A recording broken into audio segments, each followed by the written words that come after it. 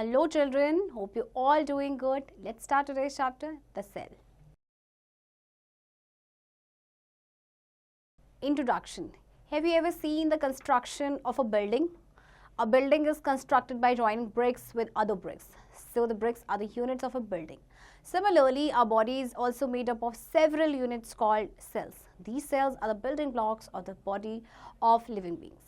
देखिए जब कोई बिल्डिंग कंस्ट्रक्ट होती है तो ईंटों से बनती है ब्रिक आफ्टर ब्रिक, है ना, और उसके बाद एक बिल्डिंग तैयार होती है. इसी तरह से हमारी जो बॉडी है वो भी बनी है नंबर ऑफ सेवरल यूनिट जिन्हें हम बोलते हैं सेल्स. तो सेल्स क्या है?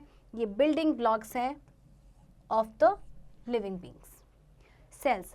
Cells are called the unit of life. They are the structural and functional units of the body of all living organisms. This term cell means hollow. This term was first used by an English botanist, Robert Hooke, in 1665. He first observed cells in a piece of cork with the help of his primitive microscope. According to him, the cork was made of small cells enclosed in a wall. In 1674, Dutch scientist Anton van Leeuwenhoek discovered the cells moving freely. With the help of his improved microscope, he could also see some minute components within the cells. देखिए सबसे पहले 1665 में Robert Hooke नाम के एक English botanist थे. उन्होंने इनको नाम दिया था सेल्स. उन्होंने क्या किया था कि एक कॉक था, उनके अकॉर्डिंग जो कॉक था वो बना हुआ था छोटे छोटे सेल्स से, वो जो कि आपके एक वॉल में इनक्लोज थे. इससे पहले 1674 में एक डच साइंटिस्ट थे एंटन वैन या A.V. ल्यूइनहोक. इन्होंने डिस्कवर किया था कि जो सेल्स है वो फ्रीली मूव कर रहे हैं. इन्होंने अपनी इम्प्रूव्ड माइक्रोस्कोप की हेल्प से देखा था कि उसमें कुछ माइन्यूट कंपोनेंट्स भी थे within the cells. All living organisms that we observe around us, including amoeba, paramecium, algae, and fungi, are made up of cells. Cells occupy the same central position in the biology as do atoms in physics. Atoms, as you know, are the smallest particles that constitute matter. In biology, cells are like a substitute for atoms. तो देखिए आप जितने भी living organisms हैं जो अपने आसपास हम जो ऑब्जर्व करते हैं सभी जो है सेल से बने हो, चाहे वो सिंगल सेल से बने हो चाहे वो मल्टी सेल से बने हो, right. Around 1839, several scientists together established a cell theory, according to which all animals and plants are made up of cells.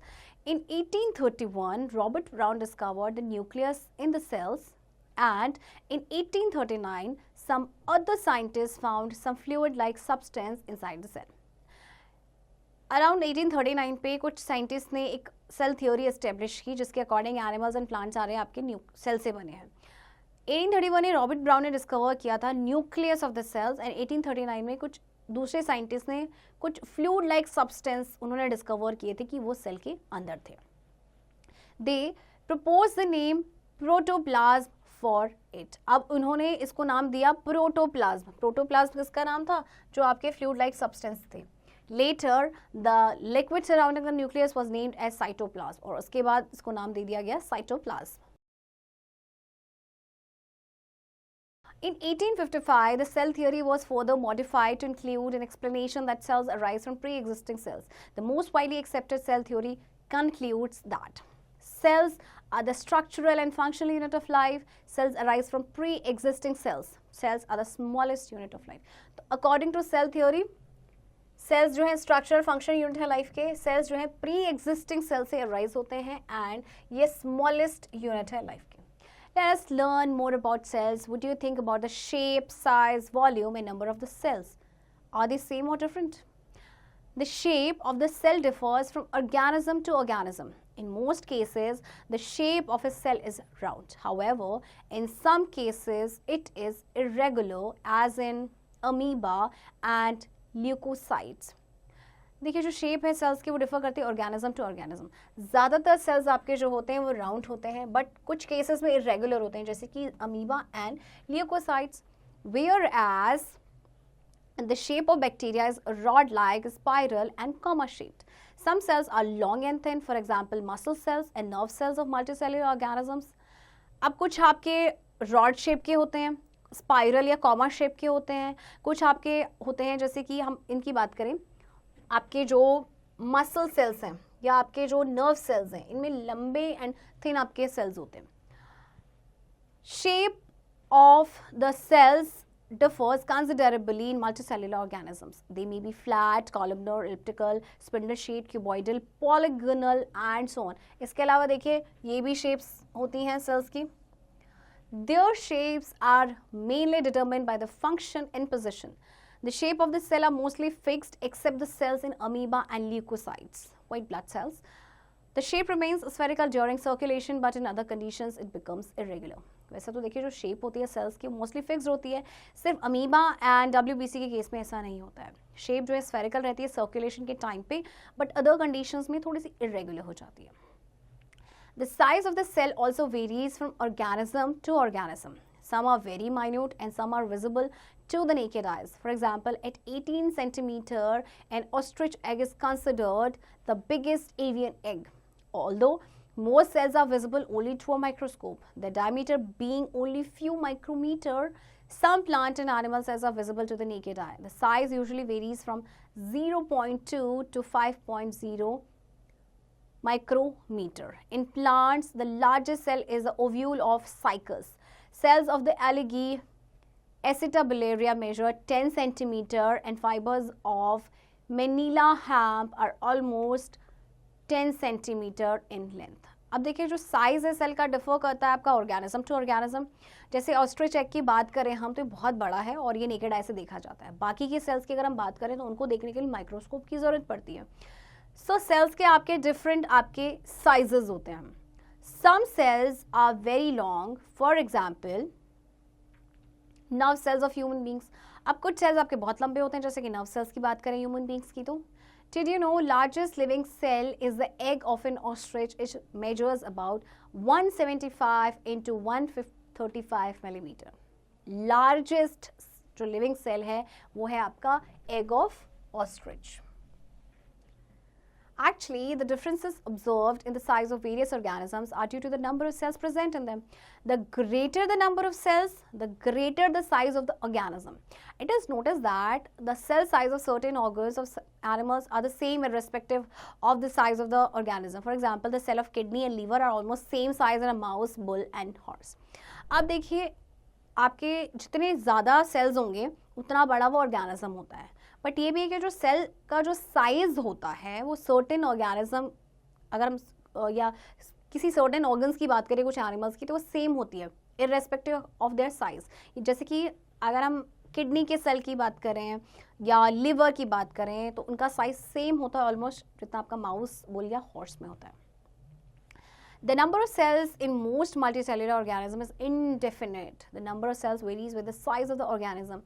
In some blue-green algae, the number of cells is fixed. For example, in Pandorina, the number varies from 8, 16, 32 or 64, and in Enterina, the number varies from 16, 32 or 64. In human beings, the number of cells is around 100 trillion or 100 raised to the power 14. अब देखिए जो number of cells होते हैं ज़्यादातर multicellular organism में indefinite होते हैं.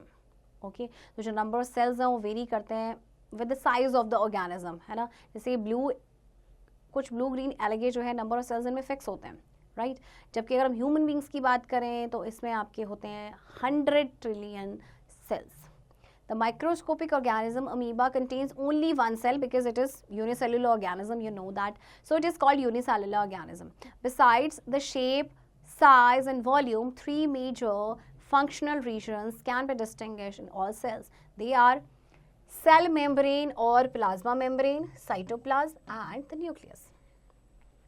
Cell membrane or plasma membrane is the outer living cover of the cell present in both plants and animals. It is sometimes called plasma lemma. It forms a demarcation between the surrounding medium and the content of the cell. The plasma membrane is essentially made of a double layer of lipid molecules and protein molecules. It is a thin, delicate, elastic and selectively permeable membrane. Cell membrane आपका क्या है, ये outer living cover है cell का जो आपके plants and animals दोनों में पाया जाता है और कई बार इसको कहा जाता है प्लाज्मा लेमा. और जो आपका प्लाज्मा मेम्ब्रेन है एसेंशियली आपके double layer of lipid molecules and protein molecules से बना है. ये थिन, डेलिकेट, इलास्टिक होता है एंड सिलेक्टिवली परमिएबल होता है. Its main function is to regulate the passage of materials into and out of the cell. इसका main function क्या होता है कि जो मटेरियल का जो पैसेज हो रहा है इन एंड आउट उसको रेगुलेट करना. It selectively controls the exit and entrance of salts and water and throws out the waste. It's also help to maintain the proper composition of the cell. ये selectively control करता है, exit and entrance होता है salts का या water का और wastes को throw out करता है. Cell wall is present only in the plants. Remember that. It is rigid and surrounds the plasma membrane. Unlike the plasma membrane, it is a non-living structure made of cellulose which gives strength and rigidity to the plant cell and is freely permeable. It is secreted by the cell for the protection of cytoplasm and plasma membrane. Its main function is to provide support and strength and to determine the size and shape of the cell. Cell wall सिर्फ plants में पाया जाता है, ये rigid होता है जो कि प्लाज्मा मेम्ब्रेन को सराउंड करता है. ये आपका नॉन लिविंग स्ट्रक्चर होता है जो सेलुलोज से बना होता है और प्लांट सेल को ये स्ट्रेंथ और रिजिडिटी प्रोवाइड करता है एंड ये आपका फ्रीली परमिएबल होता है. इसको ये सिक्रिएट होता है by the cell for the protection of cytoplasm and plasma membrane. इसका मेन फंक्शन जो होता है वो है कि सपोर्ट एंड स्ट्रेंथ प्रोवाइड करना है ना, and to determine the size and shape of the cell. The nucleus is centrally located and is a major functional center of the cell. It may be spherical or oval in shape. It is surrounded by an envelope known as the nuclear membrane which separates the nucleus from the cytoplasm. Pores present at intervals have the effect of perforating the envelope. The liquid present in the nucleus is known as nucleoplasm and is enclosed by a nuclear membrane. It is the nuclear pores that make possible the exchange of materials between cytoplasm and nucleoplasm. The nucleoplasm contains the nucleolus and chromatin material. आपका जो nuclear है वो centrally located है and ये आपका है एक major functional centre of the cell. ये स्फेरिकल भी हो सकता है या ओवल भी हो सकता है शेप में. इसको एक एनवलप से सराउंडेड है जिसे बोलते हैं न्यूक्लियर मेम्ब्रेन जो कि न्यूक्लियस को सेपरेट करता है साइटोप्लाज्म से. ओके, अब न्यूक्लियस के अंदर आपका एक लिक्विड होता है जिसे बोलते हैं nucleoplasm and is enclosed bye nuclear membrane. ये न्यूक्लियर पोर्स हैं जो कि जिनकी वजह से जो एक्सचेंज होता है मटेरियल्स का साइटोप्लाज्म एंड न्यूक्लियोप्लाज्म के बीच. न्यूक्लियोप्लाज्म में आपका न्यूक्लियोलस होता है और क्रोमैटिन मटेरियल होता है. There may be one or more nucleoli rich in protein and RNA. The nucleoli help in protein synthesis. This is where ribosome formation takes place. Chromatin material is thin, thread-like mass of chromosome material. It is composed of the genetic substance known as DNA, which has a major role to play in heredity since it transmits information from one generation to the next. अब देखिए इसमें आपके एक या एक से ज़्यादा nucleoli हो सकते हैं which are rich protein and RNA. न्यूक्लियो जो है प्रोटीन सिंथेसिस में हेल्प करते हैं. तो यहाँ पे जो राइबोसोम है यहाँ पे उनका फॉर्मेशन होता है. क्रोमैटिन मटेरियल एक आपका थिन थ्रेड लाइक मास होता है क्रोमोसोम मटेरियल का. तो ये आपका जेनेटिक सब्सटेंस से बना होता है जैसे कि डीएनए जिसका एक मेजर रोल प्ले करता है जो हेरिडिटी में, जिसमें आप इन्फॉर्मेशन को ट्रांसमिट होती है from one generation to the next. The function of nucleus are to control all metabolic activities of the cell. Nucleus का फंक्शन होता है जितनी भी मेटाबॉलिक एक्टिविटीज होती है सेल में उसको कंट्रोल करना, take part in cell division and transmit hereditary characters from one generation to the next. Activity 5.1. Let us perform an activity to see which internal structures of a plant cell can be observed through a microscope. Cut an onion in half and gently remove the thin transparent peel with the help of a pair of forceps. Dip the peel in water capped in a watch glass or a petri dish. To see the internal structures clearly, stain it with safranine, taking care to avoid overstaining or understaining.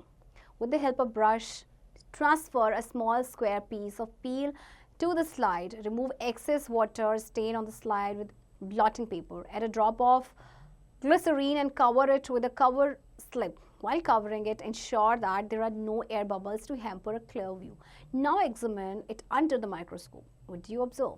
How are the cells arranged? You will see large number of cells arranged side by side, just like bricks in a wall. A nucleus is distinctly visible in the center of each cell and so are the vacuoles present in the cytoplasm. आपको एक activity perform करनी है to see the internal structures of a plant cell. Okay, जो आप microscope के through observe कर सकते हैं. एक अनियन को हाफ में कट करना है, उसका थिन और जो ट्रांसपेरेंट पील है उसको जेंटली रिमूव करना है. फिर पील को आपने वाटर में रखना है और उसके बाद उसको वॉच ग्लास में या पेट्री डिश में रखना है. उसका इंटरनल स्ट्रक्चर क्लियरली देखने के लिए आपको क्या करना है, स्टेन करना है उसको सेफ्रन से। ओके, बट आपको ये ध्यान रखना है कि आप ओवर स्टेनिंग भी ना करें और अंडर स्टेनिंग भी ना करें। फिर ब्रश की हेल्प से आपको एक स्मॉल स्क्वायर पीस ऑफ पील जो है वो स्लाइड पे ट्रांसफर करना है। एक्सेस वाटर या स्टेन जो भी होगा उससे आप ब्लॉटिंग पेपर से आपने रिमूव करना है। फिर आप डालेंगे एक ड्रॉप ग्लिसरीन की एंड उसको कवर कर देंगे कवर स्लिट से। जब कवर करेंगे इंश्योर करना है कि कोई एयर बबल्स ना रहें, क्योंकि अगर एयर बबल्स रहेंगे तो क्लियर व्यू नहीं आ पाएगा। फिर आप जब उसको माइक्रोस्कोप के अंडर एग्जामाइन करेंगे तो आप देखेंगे उसमें लार्ज नंबर ऑफ सेल्स हैं जो कि अरेंज्ड है आपके साइड बाय साइड, जैसे कि ब्रिक्स होती है ना वॉल में, इसी तरह से। न्यूक्लियस आपका विजिबल होगा हर सेल के सेंटर में एंड आपके वैक्यूल्स भी प्रेजेंट होंगे साइटोप्लाज्म में। Activity 5.2, you can carry out another interesting activity to observe the basic internal structure of human epithelial cells. Gently scrape the inside of your cheek with a clean washed toothpick or a clean slide to get some smear. Now spread the scraping over a slide and add a drop of methylene blue to it. Wait for a while, then remove the stain by adding a drop of glycerine. Cover it carefully with a cover slip to prevent air bubbles. Now examine the slide under a microscope. What do you observe? You will see large number of flat, irregularly shaped cells, but this time you will not see any cell walls. Only thin cell membrane can be observed. Can you say why? Nuclei stained a dark blue color are also prominently seen in each cell.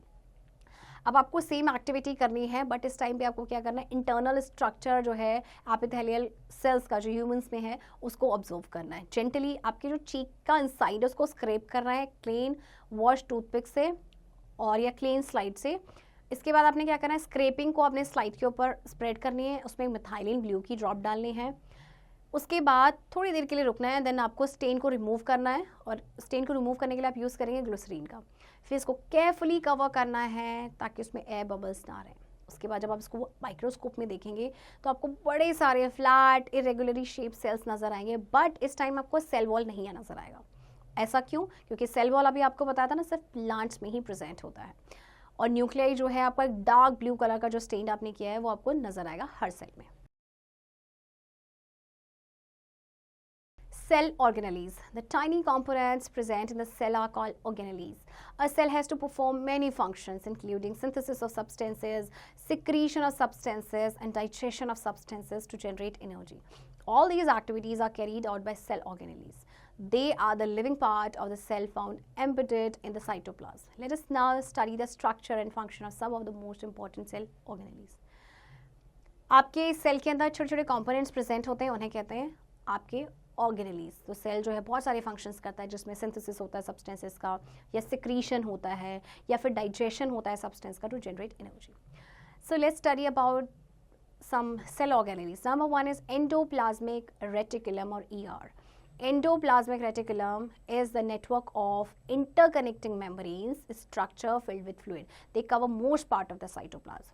Endoplasmic reticulum यानी ER जो है ज़्यादातर part cytoplasm का cover करते हैं। ये network है interconnecting membranous structure का, जो कि आपके फ्लूइड से फिल्ड होते हैं। They are of two types, those with a rough endoplasmic reticulum with ribosomes attached on its surface. They synthesize protein and smooth endoplasmic reticulum which are without ribosomes, which makes the surface smooth. They synthesize lipids. अब आपके जो endoplasmic reticulum है दो तरह के हैं। एक तो आपके हैं रफ एंडोप्लाज्मिक रेटिकुलम जिनमें आपका राइबोसोम अटैच्ड है उनके सरफेस पे, तो ये प्रोटीन सिंथेसाइज करते हैं। दूसरे आपके हैं स्मूथ एंडोप्लाज्मिक रेटिकुलम, बट ये विदाउट राइबोसोम है और ये सरफेस को स्मूथ बनाते हैं, ये लिपिड्स को सिंथेसाइज करते हैं। Functions: gives mechanical support to the cell, act as intercellular transport system and synthesizes proteins and lipids. ये functions हैं आपके endoplasmic reticulum के। Ribosomes. Ribosomes are dense, spherical and granular particles either found free or attached to the endoplasmic reticulum. अब आपके जो ribosomes हैं, dense है, spherical है, या तो आपके ये फ्रीली पाए जाते हैं या फिर आपके ये एंडोप्लाज्मिक रेटिकुलम के साथ अटैच्ड होते हैं। The main constituent of ribosomes are ribonucleic acids और RNA and proteins. अब इनके जो मेन कॉन्स्टिट्यूएंट है राइबोसोम्स के वो हैं राइबोन्यूक्लिक एसिड्स और RNA एंड प्रोटीन। फंक्शन क्या है देखिए, मेन फंक्शन है राइबोसोम्स का help in protein synthesis. Golgi apparatus or Golgi body or Golgi complex. In 1898, a scientist called C. Golgi discovered these cell organelles in the cytoplasm of cells. They originate from endoplasmic reticulum. They consist of fluid-filled vesicles, vacuoles, and closed sacs stacked together, piled in parallel rows one above the other. They occur as an extensive network near the nucleus. In plants, they are known as डिक्टोजोम्स. अच्छा देखिए, एक scientist थे सी Golgi, उन्होंने discover किया था इन cell organelles को. तो ये ओरिजिनेट होते हैं एंडोप्लाज्मिक रेटिकुलम से. इसमें आपके फ्लूइड फिल, आपके वेसिकल्स होते हैं, वैक्यूल्स होते हैं, क्लोज्ड सेक्स होते हैं जो स्टैक्ड होते हैं साथ में, और ये हमेशा ना आपके पाइल्ड होते हैं पैरेलल रोज में, वन अबव द अदर. ये आपके प्लांट्स में इन्हें बोला जाता है डिक्टोजोम्स. Remember that. और ये न्यूक्लियस के आपके पास होते हैं. Functions, they package material synthesize in the cell and dispatch them across the plasma membrane. They are involved in the formation of lysosomes and peroxisomes. They are the secretory organelle of the cell. इनका काम है आपका lysosomes and आपके peroxisome के formation में help करते हैं, और ये आपके जो होते हैं secretory organelle होते हैं सेल के. Lysosomes. Lysosomes are found regularly distributed in the cytoplasm. They are small sac-like structure. Their shapes may vary. Lysosomes are membrane-bound vesicles filled with digestive enzymes.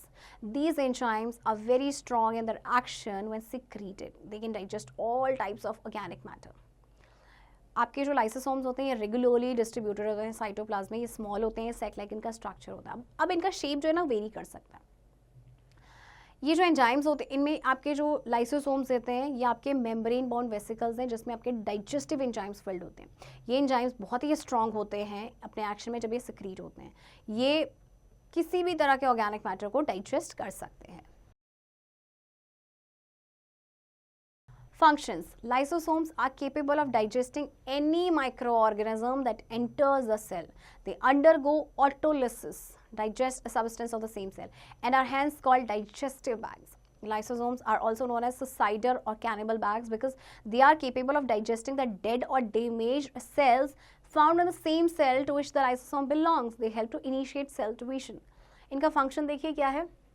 ये किसी भी माइक्रो ऑर्गेनिज्म को आपका digest कर सकते हैं जो सेल में एंटर करता है. ये ऑटोलिसिस करते हैं, यानी कि सेम सेल के जो सब्सटेंस है उन्हें डाइजेस्ट करते हैं, और इसलिए इनको डाइजेस्टिव बैग्स भी कहा जाता है. इनको सुसाइडल बैग और कैनिबल बैग्स भी कहा जाता है क्योंकि ये डेड और डैमेज सेल्स को जो आपके सेम सेल में पाए जाते हैं जिससे लाइसोसोम बिलोंग करते हैं ना, उनको ये डाइजेस्ट करते हैं और ये सेल डिवीजन को इनिशिएट करने में हेल्प करते हैं. Mitochondria. Mitochondria are either cylindrical or spherical in shape. Their size ranging from 0.2 micrometer to 2 micrometer. They are distributed throughout the cytoplasm. Each mitochondrion is enclosed by a double membrane. In contrast to the outer membrane, which is smooth and plain, the surface of the inner membrane is folded, a feature that considerably increases the surface area. These folds of inner membrane are known as cristae, which are full of small round structures known as oxysomes. अब mitochondria आपके या तो cylindrical होते हैं या फिर spherical होते हैं. ये थ्रू आउट द साइटोप्लाज्म आपके डिस्ट्रीब्यूटर होते हैं, और हर माइटोकॉन्ड्रिया जो है आपका इनक्लोज होता है डबल मेम्ब्रेन से. जो आपका आउटर मेम्ब्रेन होता है वो आपका स्मूथ एंड प्लेन होता है, और जो सरफेस है आपका इनर मेम्ब्रेन का वो फोल्डेड होता है, जिसकी वजह से क्या होता है कि जो सरफेस एरिया ना वो इंक्रीज हो जाता है. ये जो फोल्ड होते हैं इनर मेम्ब्रेन के, इन्हें कहा जाता है क्रिस्टे, जो कि full of small round structures होते हैं जिन्हें कहा जाता है oxysomes. The internal cavity of mitochondria is filled with a gel और matrix which is proteinaceous in nature. देखिए, जो इसका इंटरनल कैविटी होता है माइटोकॉन्ड्रिया का, ये फिल्ड होता है आपका किससे, एक जेल या मैट्रिक्स से, जिसे कहा जाता है जो प्रोटीनियस होता है नेचर में. The matrix contains DNA molecules, phosphate granules and ribosomes. और ये इस मैट्रिक्स में देखिए आपके ये सारी चीज़ें पाई जाती हैं. Mitochondria are absent in red blood cells of men and bacteria. Mitochondria जो है आपके men के red blood cells में absent होते हैं and bacteria के. Functions. Mitochondria perform a very important function in the cell. It is here that cellular respiration takes place and food is oxidized in. This is where we observe the miracle of energy being released from ingested food. It is this process that enables terrain life forms to extract nourishment and energy from the environment. In fact, the mitochondria are the body's battery chargers, its powerhouse. Function क्या है mitochondria का? बहुत ही important function ये perform करते हैं. यहाँ पे cellular respiration होता है, फूड ऑक्सीडाइज्ड होता है, राइट? और इनफैक्ट आपको जो माइटोकॉन्ड्रिया उन्हें कहा जाता है power house of the cell.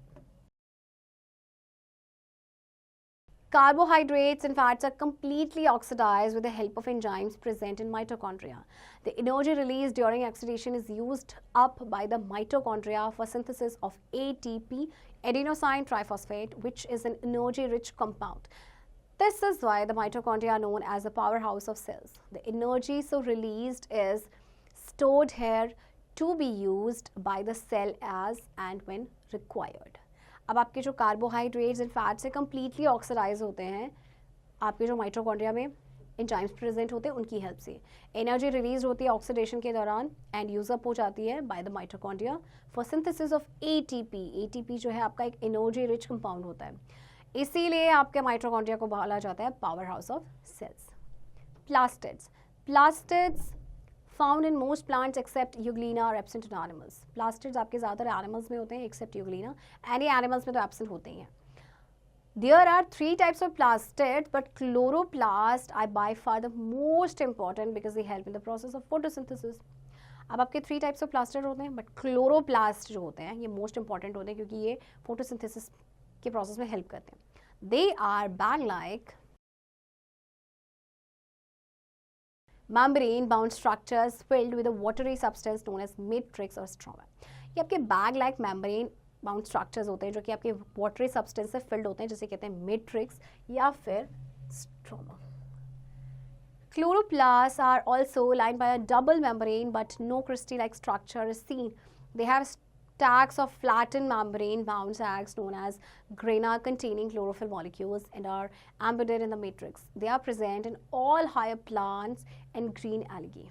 They contain the green pigment called chlorophyll, which is involved in photosynthesis, the process that actually synthesizes food.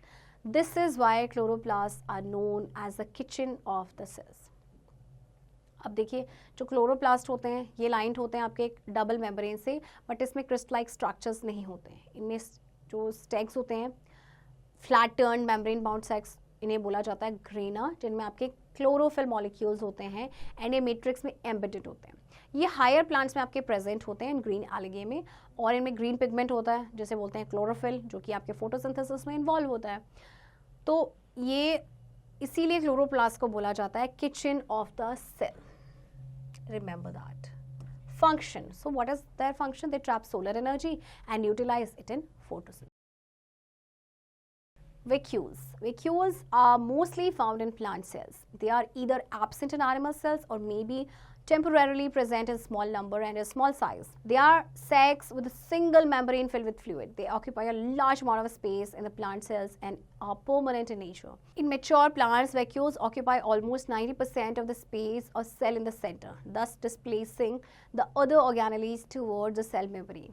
The single membrane binding a vacuole is known as tonoplast and contains a watery liquid called as cell sap.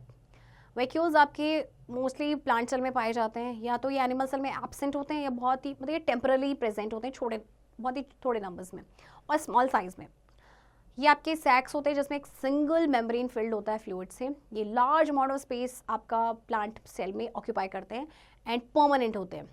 Mature plants में vacuoles occupy करते हैं लगभग 90% of the space जो cell का होता है centre में उसको, और इसीलिए बाकी जो ऑर्गेनेलीज होते हैं उनको डिस्प्लेस कर देते हैं टुवर्ड्स द सेल मेम्ब्रेन. तो सिंगल मेम्ब्रेन बाइंडिंग वैक्यूल है उसे बोला जाता है टोनोप्लास्ट, और इसमें एक वाटरी लिक्विड होता है जिसे कहते हैं cell sap. Now function. Vacuoles help in osmotic regulation, that is to maintain osmotic pressure in a cell. The byproducts of metabolic activity are stored in vacuole. तो वैक्यूल जो हैं वो osmo regulation में हेल्प करते हैं, and जो by product होते हैं मेटाबॉलिक एक्टिविटी के वो आपके स्टोर होते हैं वैक्यूल्स में. Microscope. A special device known as microscope is required to observe the tiny parts of cells which are invisible to the naked eye. The type of microscope that is commonly used in schools is known as compound microscope. A microscope is a combination of lenses that give a magnification ranging from 300 to 1500 times or 300x to 1500x. A microscope gives a vastly magnified and enlarged view of an object, clearly showing minute details of each and every part. Since compound microscopes use light to make the object look bright, the higher the magnification, the higher the light fall off. That is, more light is needed as we increase magnification. These devices are known as light microscope. Let us familiarize ourselves with the various parts of microscope. Microscope आपको पता है कि special devices होते हैं जिससे हम बहुत छोटे छोटे पार्ट्स को देख सकते हैं जो कि हम नेकेड आई से नहीं देख सकते हैं. तो जो टाइप ऑफ माइक्रोस्कोप है जो कॉमनली स्कूल में यूज़ किए जाते हैं वो आपके आते हैं कंपाउंड माइक्रोस्कोप. तो माइक्रोस्कोप जो है कॉम्बिनेशन होता है लेंसेज का, जो एक मैग्निफिकेशन जिसकी रेंज होती है 300 से लेके 1500 टाइम्स तक. माइक्रोस्कोप एक वास्टली मैग्नीफाइड और एनलार्ज व्यू किसी भी ऑब्जेक्ट का देता है और हम कोई भी माइन्यूट डिटेल को जो है ना क्लियरली व्यू कर सकते हैं.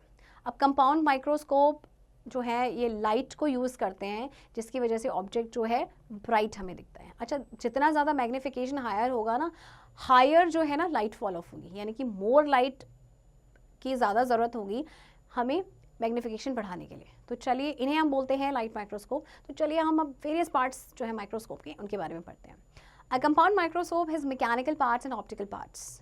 The mechanical part has a horseshoe-shaped base with a small vertical projection pillar.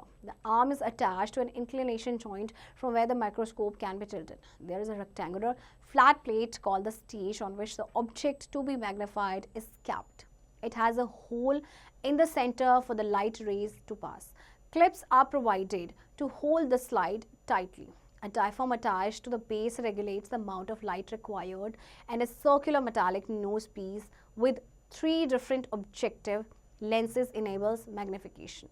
There are 2 screws for coarse and fine focused adjustment. Compound microscope आपके मैकेनिकल पार्ट्स होता है और ऑप्टिकल पार्ट्स होता है. तो जो मैकेनिकल पार्ट होता है इसमें आपका हॉर्स शेप बेस होता है जिसमें स्मॉल वर्टिकल प्रोजेक्शन पिलर होता है. आर्म जो है अटैच होती है एक इंक्लिनेशन जॉइंट के साथ जहाँ से माइक्रोस्कोप को टिल्ट किया जा सकता है. तो एक रेक्टेंगुलर फ्लैट प्लेट होती है जिसे कहा जाता है स्टेज, जिसमें ऑब्जेक्ट को रखा जाता है. राइट, इसमें एक होल होता है सेंटर में for the light rays to pass. And जो क्लिप्स होती हैं वो प्रोवाइड क्या करती हैं, स्लाइड को टाइटली होल्ड करके. आपका जो डायफ्राम है वो अटैच होता है बेस के साथ, वो रेगुलेट करता है कि कितनी जो लाइट है, अमाउंट ऑफ लाइट कितनी रिक्वायर्ड है. And a circular metallic nose piece होता है जिसमें 3 डिफरेंट ऑब्जेक्टिव्स होते हैं और 2 स्क्रूज होते हैं आपके for coarse and fine focused अरे एडजस्टमेंट के लिए. The optical part has 2 mirrors, a plane mirror and a concave mirror. अब ऑप्टिकल पार्ट्स के 2 मिरर्स होते हैं, प्लेन होता है, कनकेव मिरर होता है. To reflect light rays, concave जो आपका मिरर होगा वो क्या करेगा, लाइट रेज को रिफ्लेक्ट करेगा. 2 objective lenses with magnification of 10x and 45x are attached to the nose piece. There is provision to add a third lens if required, one with 100x magnification on the nose piece. Fitted at the top of the tube is eyepiece lens through which the object being magnified is viewed. अब जो आपके 2 objective lenses है जिनकी magnification है कितनी, ये attach होते हैं आपके नोज पीस के साथ. हालांकि यहाँ पे थर्ड जो लेंस है उसको भी एक प्रोविजन होता है कि हम उसको वहाँ पे ऐड कर सकते हैं अगर जब कभी भी रिक्वायर्ड होगी, एंड उसका मैग्निफिकेशन होगा. Right. Activity 5.3. Let us view a few filaments of spirogyra under the microscope. Put the filaments of a spirogyra on a slide and add a few drops of water. Smooth out the filaments so that they are stretched out and cover with a cover slip. First examine them under low power and then under high power magnification. You can clearly see that the filaments are made of thick-walled rectangular cells. Is there anything special about the structure of the chloroplast? देखिए आपको spirogyra के कुछ filaments जो हैं उनको view करना है under the microscope. आपने जो स्पायरोगायरा के जो फिलामेंट्स है स्लाइड पे रखना है, कुछ ड्रॉप्स डालनी है वाटर की, स्मूथ आउट करना है फिलामेंट्स को ताकि वो स्ट्रेच्ड आउट ना रहे, एंड कवर कर देना है कवर स्लिप से. फर्स्ट आप उसे लो पावर का जो माइक्रोस्कोप होगा उसके अंडर आपने उसको एग्जामिन करना है, देन हाई पावर मैग्निफिकेशन का जो आपका माइक्रोस्कोप होगा उसके अंडर आपने उसको ऑब्जर्व करना है. तो आप क्लियरली देख पाएंगे कि जो फिलामेंट्स है वो बने हैं थिक वॉल्ड रेक्टेंगुलर सेल से. You must have realized by now that certain features are present in plant cells whereas certain features are absent. Let us now do a comparative study of the features found in plant cells and animal cells. देखिए कुछ ऐसे features हैं जो आपके plant cell में present हैं, जबकि कुछ ऐसे फीचर्स हैं जो एनिमल सेल्स में प्रेजेंट हैं तो प्लांट्स में एब्सेंट हैं, जो प्लांट्स में प्रेजेंट हैं तो एनिमल्स में एब्सेंट है. तो चलिए देखते हैं उनके बीच का difference plant cell and animal के बीच का. तो देखिए आपको यहाँ पे टेबल दिया गया है. Plant cell size is generally larger than animal cell size is generally smaller. Plant cell का size animal के comparatively larger होता है. Cell wall is present, आपको बताया गया था. Cell wall animal cell में absent होता है. Plastids present होते हैं, plastids आपके absent होते हैं, present सिर्फ यूग्लिना में ही होते हैं. Vacuoles are large and permanent, filled with liquid and occupy the center. जबकि एनिमल सेल में वैक्यूल्स या तो एब्सेंट होते हैं या अगर आपके प्रेजेंट होंगे भी तो बहुत थोड़े या फिर टेम्पररी होंगे. Golgi apparatus are called dictyosomes. Golgi apparatus को क्या कहा जाता है यहाँ पे? Dictyosomes. And Golgi apparatus are present near nucleus. जबकि एनिमल सेल में आपके जो गोल्गी अपैरेटस हैं वो आपके कहाँ होते हैं? न्यूक्लियस के पास. Did you know a single cell of bacteria has a single chromosome whereas an amoeba has several chromosomes? Bacteria में एक सिंगल क्रोमोसोम होता है, जबकि अमीबा वो भी आपका यूनिसेलुलर है बट उसमें सेवरल क्रोमोसोम्स होते हैं. अ लिवर सेल में contain 500 to 1000 mitochondria. A straightened muscle cell may contain many thousands of mitochondria. आपके straightened muscle cells में आपके 1000 of mitochondria हो सकते हैं. Some oocytes may contain about 30,000 mitochondria. Cell containing membrane bound cells or organelles are called eukaryote cells. आपके जो membrane bound, जिन sales में आपके मेम्ब्रेन बाउंड सेल्स या ऑर्गेनेलीज होते हैं उन्हें कहते हैं eukaryotic sales. Cells with no nuclear membrane and in which other membrane bound organelles are absent are called prokaryote. Example, bacteria. और जिनमें कोई सेल मेम्ब्रेन नहीं होता, ना ही दूसरे मेम्ब्रेन बाउंड ऑर्गेनेलीज होते हैं, उन्हें कहते हैं prokaryotic sales.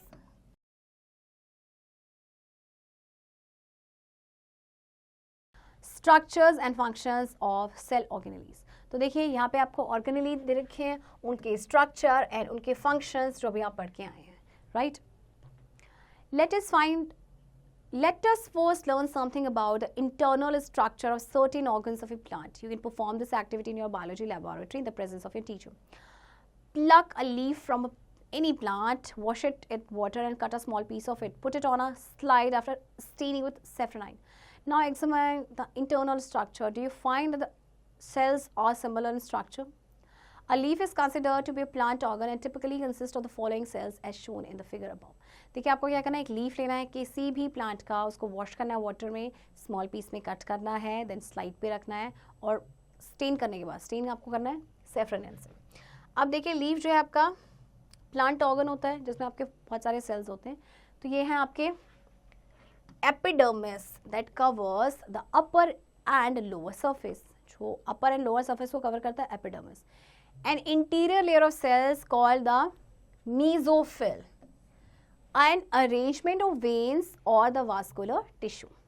Internal structure of leaf. Let us learn the basic facts and functions of various parts of leaf. Cuticle. It is a waxy layer that waterproof the upper part of leaves. एक ये waxy layer होती है जो कि क्या करता है, जो upper part of the leaves को waterproof रहता है उसकी वजह से. Upper epidermis, upper layer of cells, no chloroplast are seen, protects underlying layers of the leaf by acting as a buffer layer, just like our skin.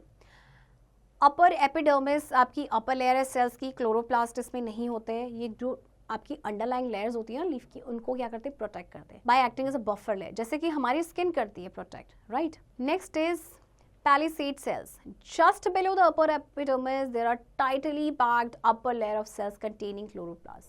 अब ये जो layer होती है ना आपकी, ये just epidermis के below होती है and इसमें आपके chloroplast होते हैं. Spongy mesophyll, lower layer of cells containing chlorophyll with air spaces around them. ये lower layer होती है आपकी cells में जिसमें आपके chlorophyll होते हैं and air spaces होते हैं इसके around. Next is lower epidermis. These are the lower external layer of cells in leaf. ये आपके lower external layer होते हैं. Vascular bundle. Bundle of many vessels known as xylem and phloem help in transporting food and water.